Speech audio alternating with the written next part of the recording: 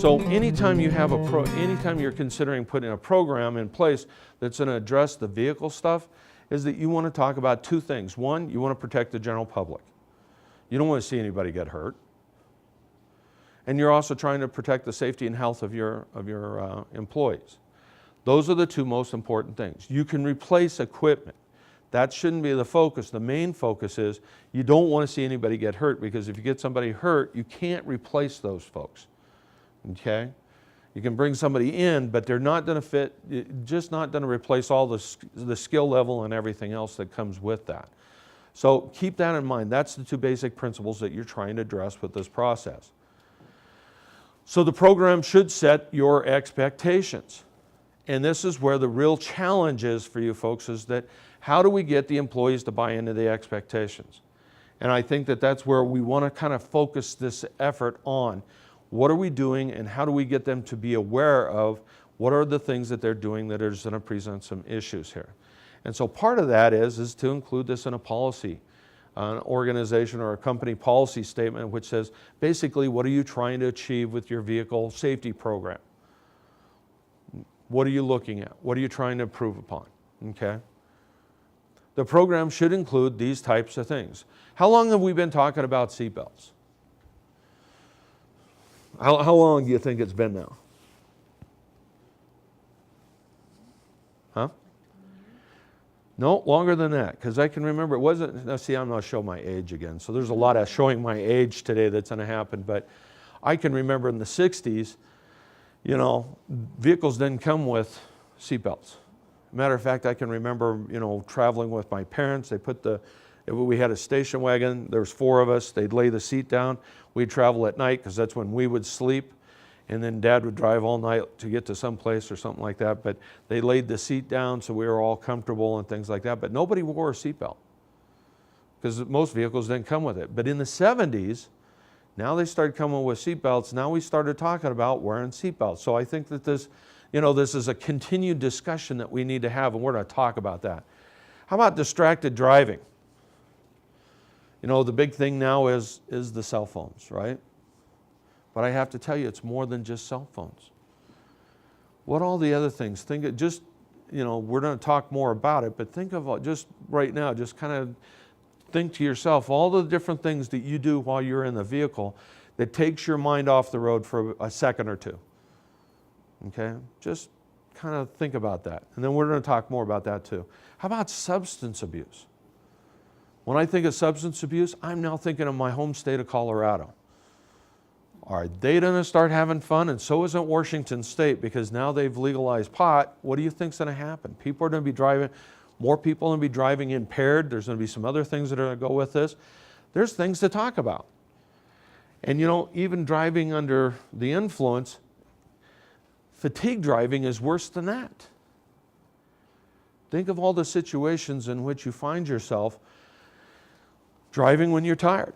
Put in a full day's work and you got to go somewhere for a long distance.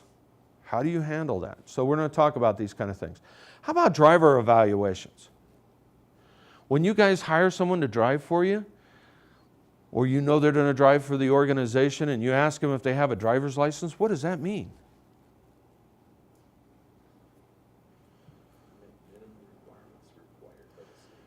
You met the minimum requirements for the state.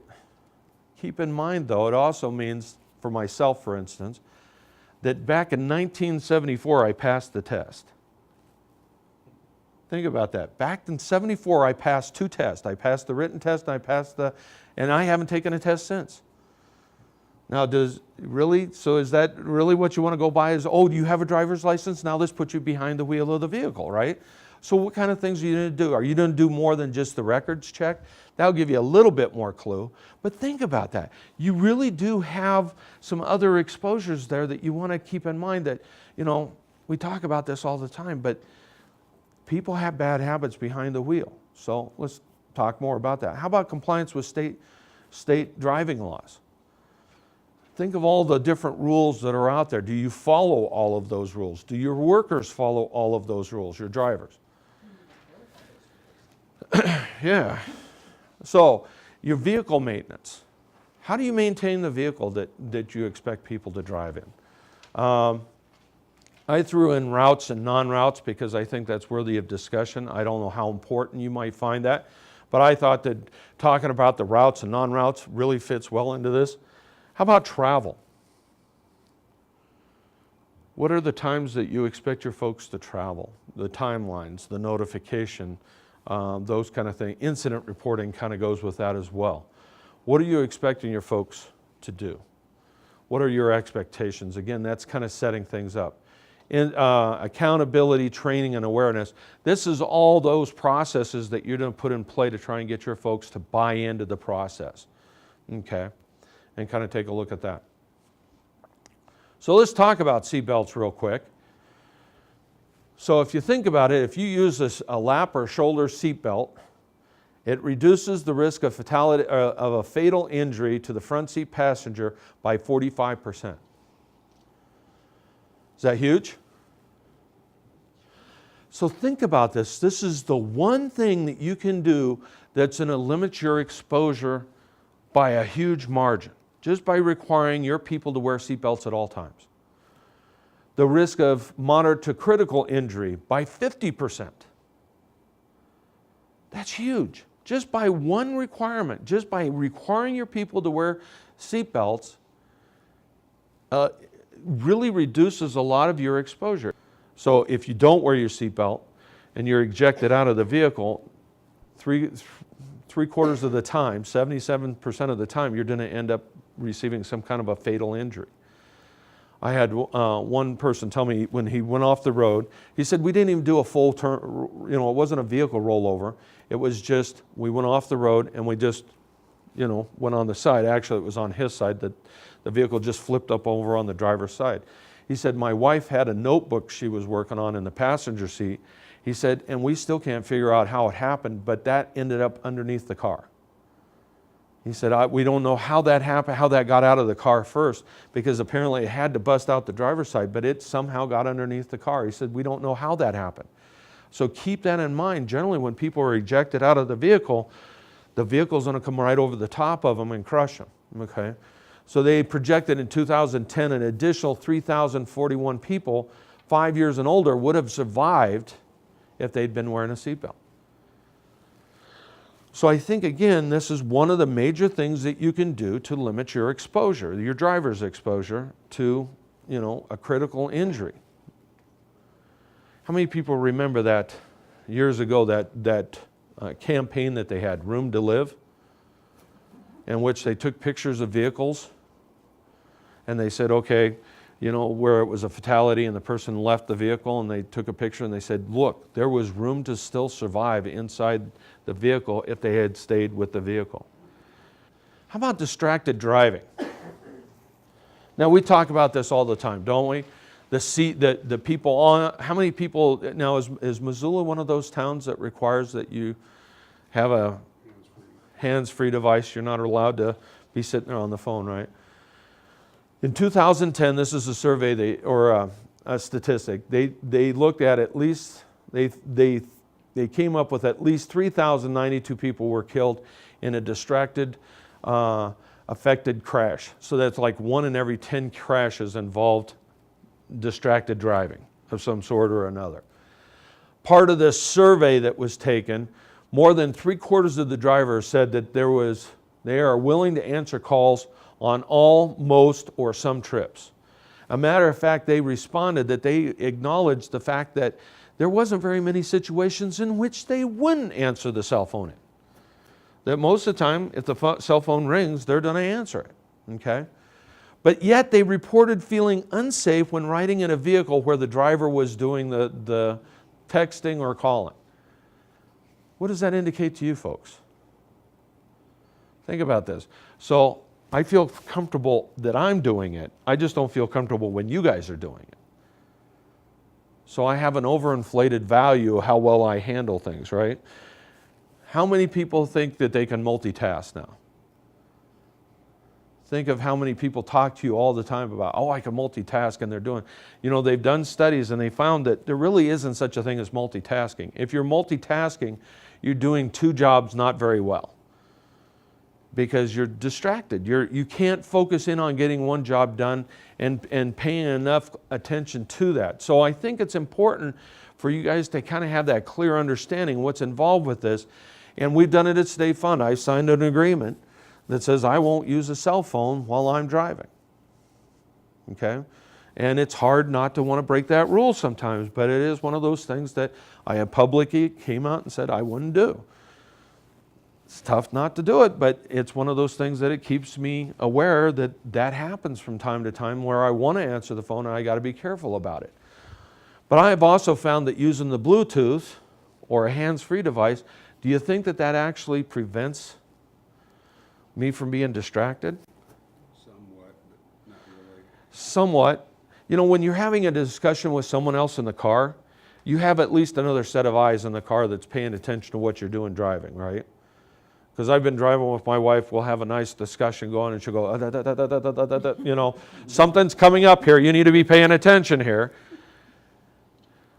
When I'm on my Bluetooth, when I'm wearing it, I find that as I'm driving, my vision narrows. So that as I'm trying to talk, I can see things directly in front of me, but I don't have the peripheral vision off to the side that I normally have if I'm not trying to be involved in that conversation. I've even found that listening to the radio or even focusing in on something else, my vision narrows because my brain is working on a couple different things. So it's something to keep in mind, okay? Your policy reflects, you know, should reflect that you want, you know, no handheld cell phone use or texting. I think that any time you look at texting, I don't know how people can do it. I had my daughter call me up and she's, you know, she was at the time going to school down in Idaho. And so she'd be calling me up and she'd be, you know, or texting me, and I know she's on the road at this point. I call her up and I said, "Are you on the road?" And she said, "Yes." I said, "What are you doing texting? As a matter of fact, what are you doing talking to me? You know, pull off to the side of the road. If you feel that you need to get a hold of me that much, that's what you need to do. Quit texting, because I don't feel comfortable with you texting." But a lot of people feel like they can text, and I have to tell you, I'm all thumbs when it comes to this, but I don't know how people can do that and focus. I mean, I can't use apparently I'm not the, you know, greatest of typewriter, you know, computer users either, but this really comes into play. But that's not everything that we do, is it? What other things do you guys do when you're behind the wheel that's considered distracted driving, or that you've seen other people do? Eating. Yeah, we don't have time to stop here. We're in the United States, minutes are dollars, right? So we got to get from A to B, and I'm with you, I'm an A to B guy. But think about all the things that you do behind the wheel that would be considered distracted driving. So eating would be one, drinking would be another maybe. My personal favorites, women putting on makeup. Yeah. Now, see, we're raising two granddaughters. So I have a 15-year-old granddaughter, and of course she missed the bus, so I know I have to take her to school. So we're driving down the dirt road, and she's putting on her eyeliner, and I'm sitting there going, you know, that's probably not the best thing because we're on a dirt road. And I said, you know, we're bouncing and stuff. I said, you don't put an eye out. And she goes, no, see how good I am? She says, now just imagine how well I'm going to be able to do when I drive and do this. And I said, that isn't going to happen because someone's not getting their license till I'm confident that that's not going to happen, right? So these are the kind of things that I want you to think about. How many people have seen somebody shaving electric razors as they're going to work as well? Or, discipline the kids. I've seen that process. I think I've been involved in that actually a couple of times. What other things do you guys see behind the wheel of the car that people do? Oh, how about a dog in their lap? Not just sleeping. It's like, get the damn dog in the back or over. Oh, that's not a distraction at all, is it?